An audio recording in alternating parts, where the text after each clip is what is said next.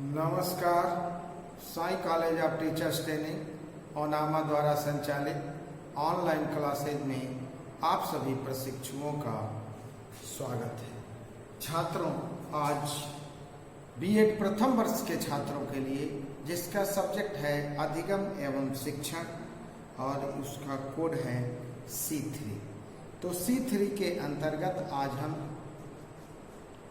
देखेंगे छात्रों, हम निर्णय लेने की प्रक्रिया के बारे में बता रहे थे।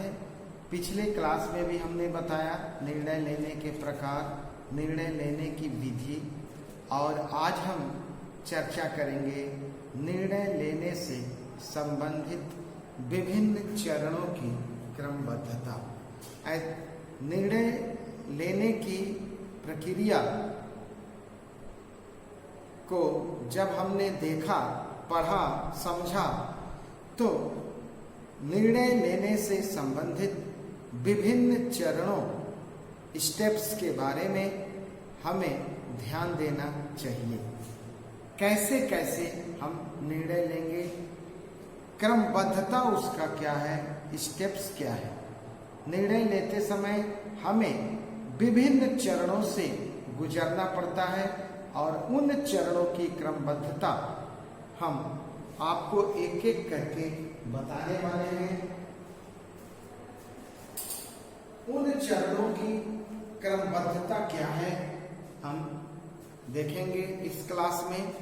तो निर्णय लेने की प्रक्रिया को जब हम विभिन्न चरणों में विभाजित करते हैं तो ये स्पष्ट हो जाता है कि प्रशासक को निर्णय लेने के लिए अनेक चरणों से गुजरना पड़ता है। अनेक स्टेप्स होते हैं और निर्णय लेने के प्रत्येक चरण का अपना महत्व होता है।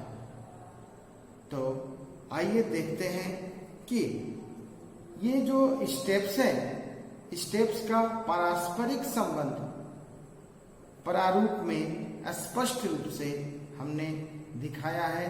तो आप प्रारूप अपने स्क्रीन पर देख सकते हैं। निर्णय लेने के लिए प्रस्तावित प्रारूप। तो आप देखिए, पहले है विद्यालय की नीतियां, फिर है विद्यालय के उद्देश्य, फिर विद्यालय की समस्याओं का पता लगाना, फिर क्रमबद्ध से बिल्कुल स्टेप बाय स्टेप समस्याओं का परिभाषीकरण, फिर समस्याओं से संबंधित वातावरण का पता लगाना, फिर समाधान हेतु विभिन्न विकल्पों का संकलन करना, विकल्पों में से श्रेष्ठ विकल्प का चयन करना, संभावित परिणामों की परिकल्पना होना, श्रेष्ठ विकल्प के आधार पर क्रियाओं का चयन करना और क्रियाओं को कार्यक्रम में परिणत करना। तो आप देखिए, कर्मचारियों के विचारों एवं उनकी प्रक्रियाओं का अनुमान लगाकर ही निर्णय लिया जाता है। तो ये निर्णय लेने के प्रस्तावित प्रारूप हो गए, जो कि आप अपने स्क्रीन पर देखे हैं, और हम एक एक का चर्चा क्रमबद्ध रूप में रखकर करने जा रहे हैं। ठीक है। तो पहला है विद्यालय की नीतियां।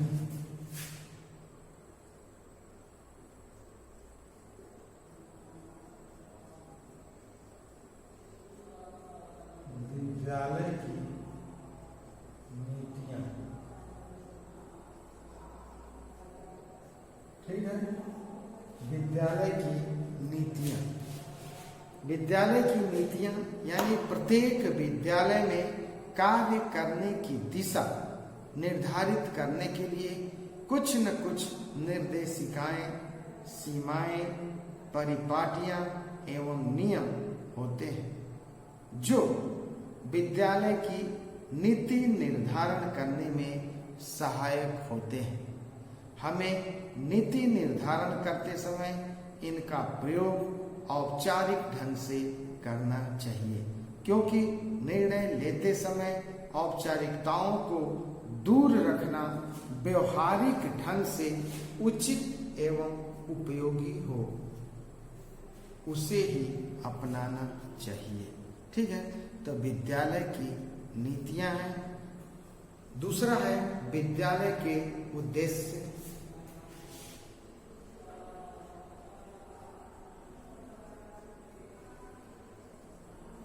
विद्यालय के उद्देश्य।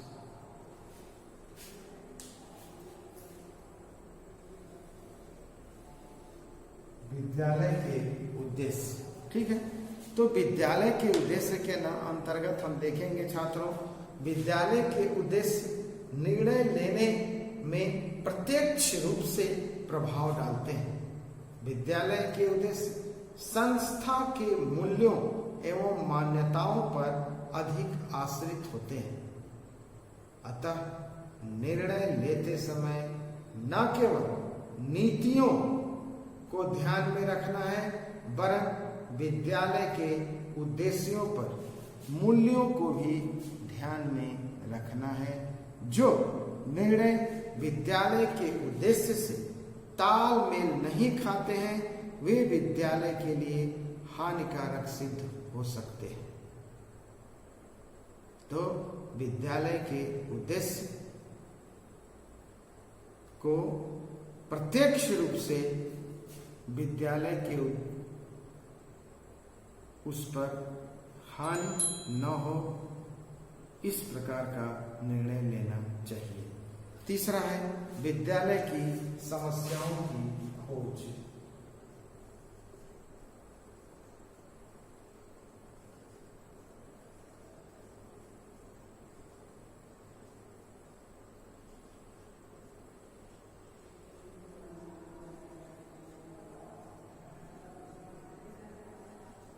विद्यालय की समस्याओं की खोज, ठीक है।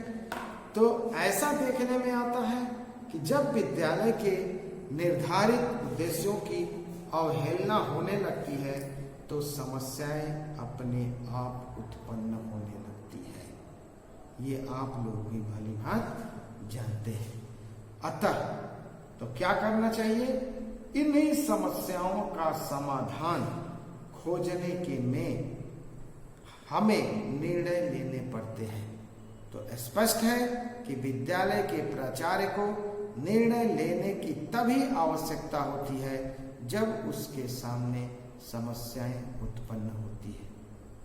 इस दृष्टि से निर्णय लेना और समस्या एक दूसरे से गहन रूप से संबंधित है।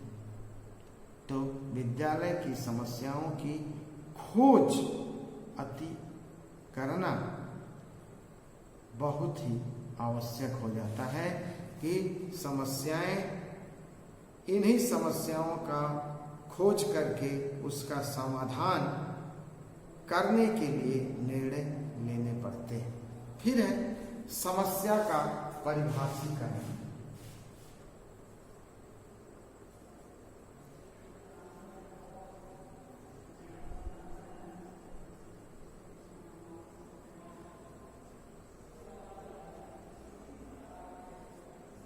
समस्या का परिभाषीकरण। निर्णय लेने के चरणों में यह चरण अत्यंत महत्वपूर्ण है। जब तक समस्या की भली प्रकार समझा नहीं जाएगा, उसके प्रत्येक पहलू का विश्लेषण नहीं किया जाएगा। तो समस्या को समझने के लिए समस्या का परिभाषीकरण अति आवश्यक है।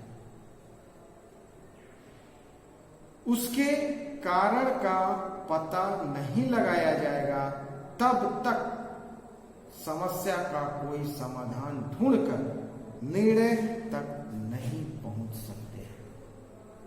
तो प्राचार्य को चाहिए कि वह समस्या के प्रत्येक पहलू पर को परिभाषित करे और उसके पारस्परिक संबंधों पर विचार करे, तभी वह किसी ठोस परिणाम पर पहुंचकर निर्णय लेने की स्थिति में हो सकता है। फिर है पांचवा है छात्रों, समस्या से संबंधित वातावरण का पता लगाना।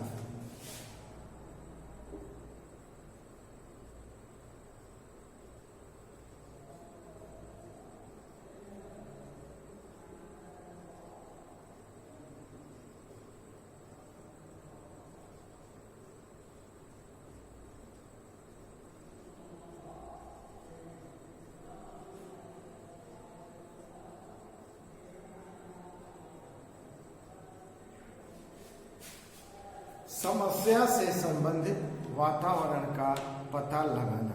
तो समस्या का विश्लेषण करने एवं उसके कारणों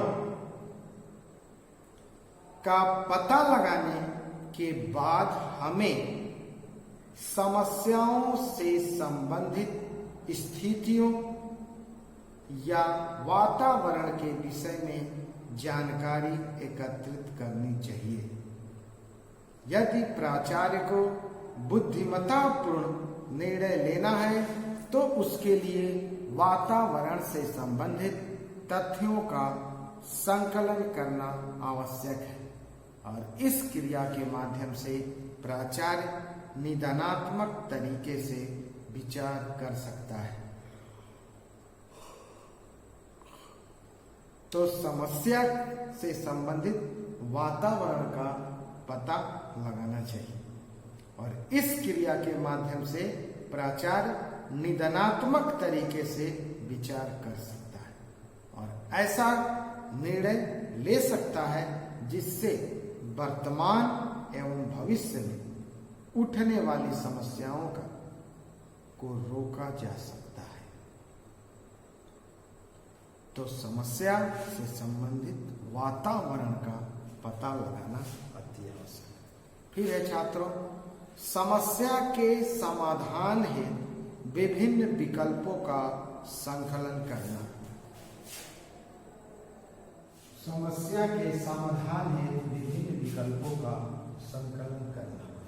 ठीक है, तो जब समस्या के विभिन्न कारणों का पता चल जाता है तो प्रशासक के सामने कारणों के आधार पर अनेक विकल्प समाधान के रूप में अपने आप आने लगते हैं। विकल्पों का आना प्राचार्य विशेष की बुद्धि, विचार शक्ति, योग्यता, अनुभव एवं उसकी विश्लेषण शक्ति पर अधिक निर्भर है। निर्णय लेने की संपूर्ण प्रक्रिया में अत्यंत महत्वपूर्ण बात एक उचित, अनुकूल एवं कार्यशील समाधान की खोज करना है।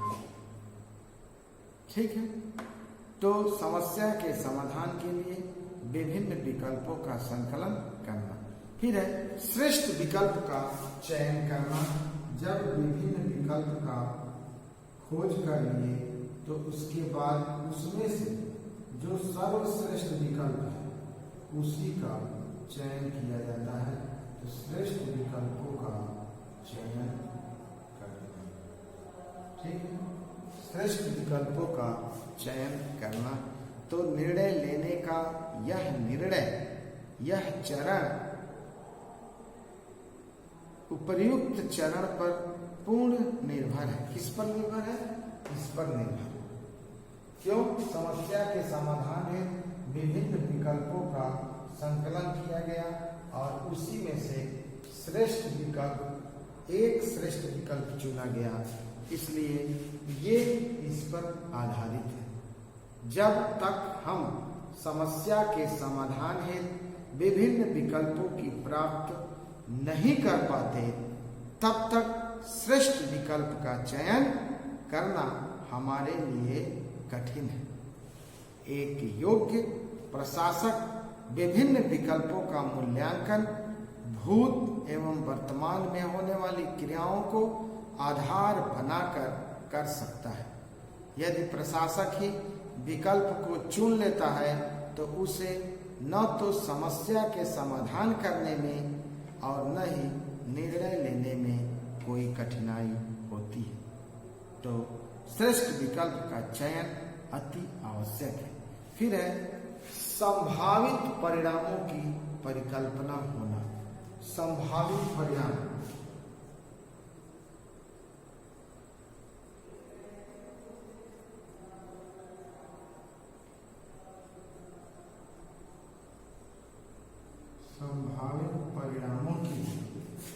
संभावित परिणामों की परिकल्पना होना।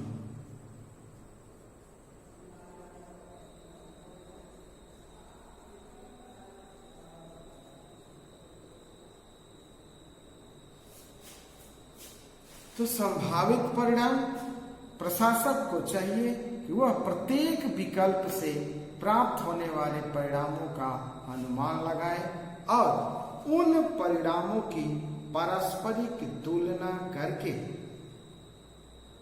उचित एवं संभावित परिणामों की परिकल्पना करें और इस परिकल्पना के आधार पर कोई भी प्रशासक निर्णय लेने के लिए सही दिशा में सही कदम उठा सकता है।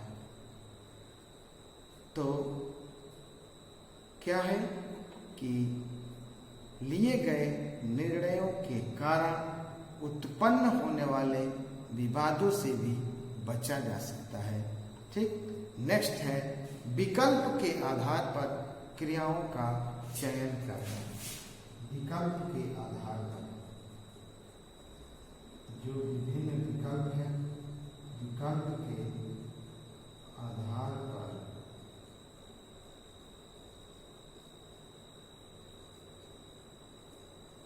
क्रियाओं का चयन करना। विकल्प के आधार पर क्रियाओं का चयन करना। तो निर्णय लेने का यह चरण निर्णय को अंतिम रूप प्रदान करता है और चुने गए विकल्प एवं उसके संभावित परिणामों के आधार पर क्रियाओं को संचालित करने के लिए मार्गदर्शन प्रदान करता है। प्राचार्य को चाहिए कि वह समस्या के समाधान के लिए जो भी क्रियाएं करे उनका पूरा संबंध चुने गए विकल्प से होना चाहिए और चुने गए विकल्प के आधार पर क्रियाओं को करने की योजना बनाने में जोखिम की मात्रा कम रहती है और क्रियाएं करने वाले का श्रम व्यर्थ नहीं जाता है। तो विकल्प के आधार पर क्रियाओं का चयन करना चाहिए। और नेक्स्ट है क्रियाओं को कार्य रूप में परिणत करना। क्रियाओं को कार्य रूप में परिणत किया जाता है, यानी कि प्रशासक को ध्यान में रखना चाहिए कि वर्तमान में जो भी क्रियाएं संपन्न होती है वे भविष्य के लिए जाने वाले निर्णयों का आधार बनती है। अतः चुने गए विकल्प के आधार पर क्रियाओं को कार्य रूप में परिणत करने के लिए हमें भूत के अनुभवों का सहारा लेकर वर्तमान की गतिविधियों को ध्यान में रखते हुए तथा भविष्य में घटित होने वाली घटनाओं की परिकल्पना करते हुए कार्य योजना तैयार करनी चाहिए। यदि हम चुने गए विकल्प से दूर हटकर योजना तैयार करेंगे तो भविष्य में होने वाली प्रगति में बाधा उत्पन्न होने की आशंका सदैव बनी रहेगी। प्राचार्य को चाहिए कि निर्णय के आधार पर उचित क्रियाओं का चयन ऊपर बताए गए जो भी तरीके बताए गए हैं उन तरीकों को करके उन्हें तुरंत लागू कर दिया जाता है, जिससे लिया गया निर्णय प्रभावी परिणामों को प्रस्तुत कर सके। यह जानना आवश्यक है कि लिए गए निर्णय को विलंब से कार्य रूप में परिणत करने का अर्थ वांछित परिणामों से हाथ धोना है। तो क्रियाओं का कार्य रूप में परिणत करना अति आवश्यक है और इसको कार्य रूप में परिणत करने के लिए उसी वर्तमान गतिविधियों को ध्यान में रखते हुए भविष्य में घटित होने वाली घटनाओं की परिकल्पना करते हुए कार्य योजना तैयार करनी चाहिए। ठीक है। अब है कर्मचारियों के विचारों एवं उनकी प्रतिक्रियाओं का अनुमान लगाना। तो कर्मचारी जो भी विद्यालय के कर्मचारी हैं, तो उन कर्मचारी के विचार और उनकी प्रतिक्रिया उस निर्णय को लेकर कैसी है, इसके बारे में भी जानना आवश्यक होता है। तो जब कोई नवीन क्रिया किसी संस्था या संगठन में की जाती है, तो वहाँ के कर्मचारियों पर उसकी प्रतिक्रिया अवश्य होती है। हमें कर्मचारियों के विचारों एवं उनकी क्रियाओं की अवहेलना नहीं करनी चाहिए। कर्मचारियों को हमेशा सदैव स्वतंत्रता मिलनी चाहिए, तभी हम लिए गए निर्णय के आधार पर भी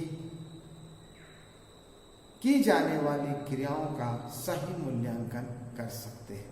कर्मचारियों के विचारों एवं उनकी प्रतिक्रियाओं को जानकर हम यह तय कर सकते हैं कि जो भी हमारे सम्मुख समस्याएं हैं, उनका समाधान करने के लिए निर्णय पर आधारित जो भी क्रियाएं की जा रही है, वे कहाँ तक उपयोगी है और विद्यालय के उद्देश्यों को ध्यान में रखते हुए उन क्रियाओं के द्वारा किस सीमा तक समस्याओं का समाधान हो सकता है।